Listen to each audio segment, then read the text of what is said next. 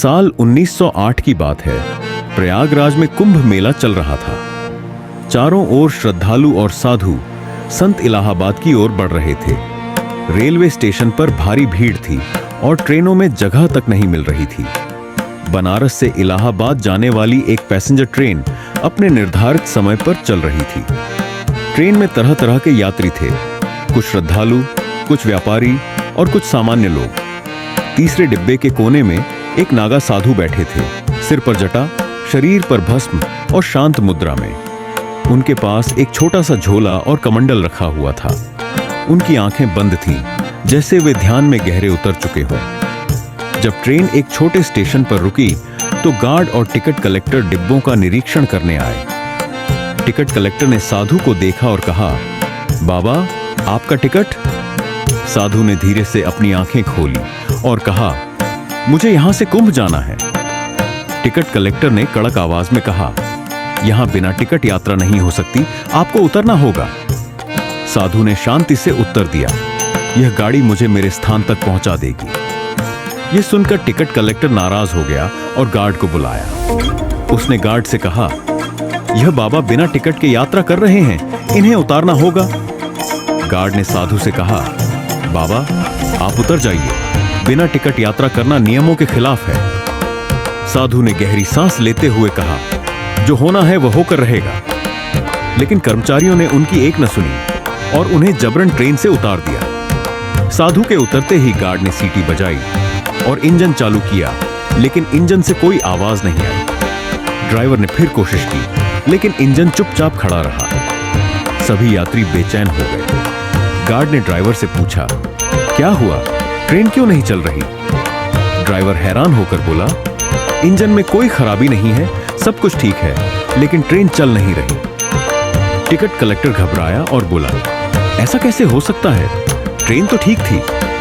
यात्री आपस में बातें करने लगे, क्या हुआ, ट्रेन क्यों नहीं चल रही? एक बुजुर्ग महिला ने कहा, नागा साधु कोई सामान्य व्यक्ति नहीं होते, उनके साथ ऐसा व्यवहार करना अशुभ है।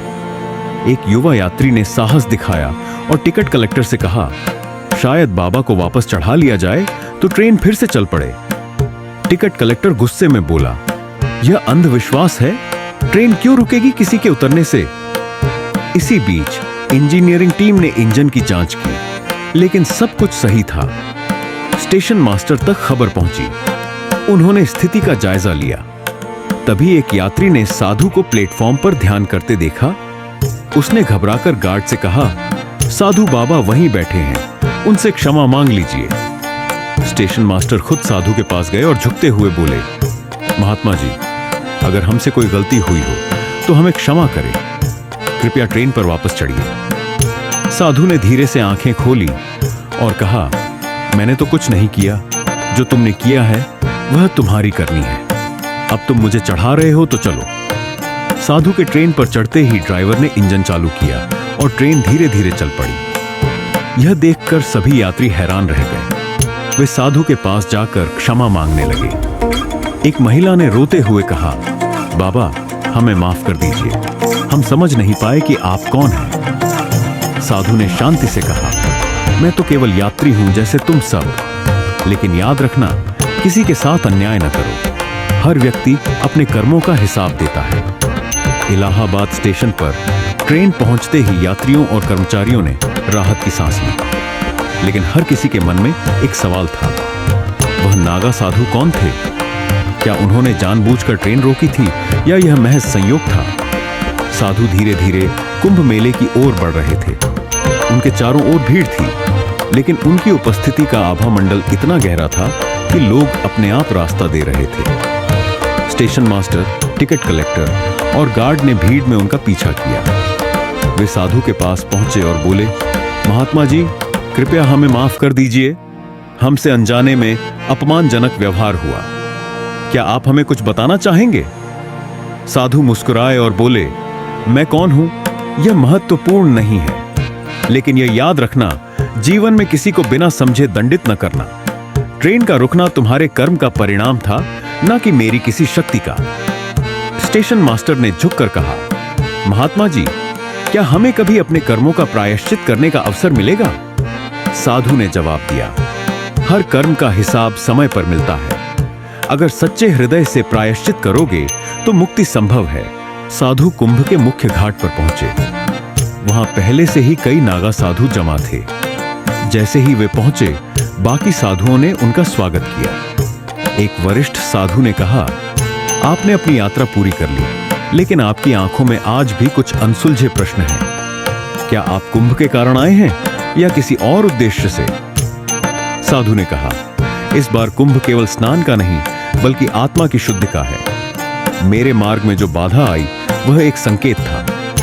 दूसरे साधु ने पूछा, किस प्रकार का संकेत? साधु ने गहरी सांस ली और कहा, यह दुनिया कर्मों की वजह से बंधी हुई है, लेकिन लोग अपने कर्मों को भूलकर दूसरों को दोष देते हैं। मैंने उस ट्रेन को इसलिए नहीं रोका क्योंकि मैं नाराज था। यह सब इसलिए हुआ ताकि लोग अपने भीतर झांक सकें। साधु के इस कथन ने वहां मौजूद सभी संतों और श्रद्धालुओं को गहरे विचार में डाल दिया। लोग साधु की एक झलक पाने के लिए उमड़ पड़े। एक महिला ने पूछा, महात्मा जी, क्या हमें भी हमारे कर्मों का फल मिलेगा? साधु मुस्कुराए और बोले, हर व्यक्ति अपने कर्मों का फल अवश्य पाता है, लेकिन जो समय रहते अपने कर्म सुधार लेता है उसे मुक्ति मिलती है। कुंभ मेले के अंतिम दिन साधु ने घाट पर स्नान किया और कुछ क्षणों के लिए ध्यान में बैठ गए। उनका तेज इतना बढ़ गया कि लोग उनकी आंखों में देख नहीं पा रहे थे। ध्यान से उठकर साधु ने कहा, अब मेरा समय पूरा हो गया। यह कुंभ मेरे अंतिम कर्म की पूर्णता थी। यह कहने के बाद वे घाट से उठे और धीरे धीरे भीड़ में गायब हो गए। लोग उन्हें ढूंढने की कोशिश करते रहे, लेकिन उनका कोई पता नहीं चला। उस घटना के बाद ट्रेन के यात्रियों और कर्मचारियों ने अपने जीवन में बदलाव किए। स्टेशन मास्टर ने कर्मचारियों के साथ न्यायपूर्ण व्यवहार करने का प्रण लिया। टिकट कलेक्टर ने हर जरूरतमंद को मदद देने की कसम खाई। गार्ड ने कहा, अब मैं किसी को बिना वजह नहीं रोकूंगा। कुछ वर्षों बाद जब वे सब प्रयागराज स्टेशन पर मिले तो उन्होंने देखा कि स्टेशन के पास एक नया मंदिर बन चुका था, जो उसी नागा साधु की स्मृति में बनाया गया था।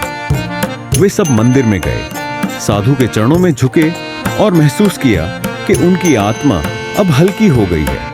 ये कहानी केवल कर्म और प्रायश्चित की नहीं थी, ये जीवन को बदलने और दूसरों के प्रति संवेदनशीलता रखने का संदेश थी। उन साधु का नाम या पहचान भले ही रहस्य में रहे, लेकिन उनका संदेश हमेशा अमर रहेगा। कर्म से बड़ा कोई धर्म नहीं। अगर आपको ये पसंद आया तो इसे शेयर करें और हमारे चैनल भारत टेल्स को सब्सक्राइब करना ना भूलें।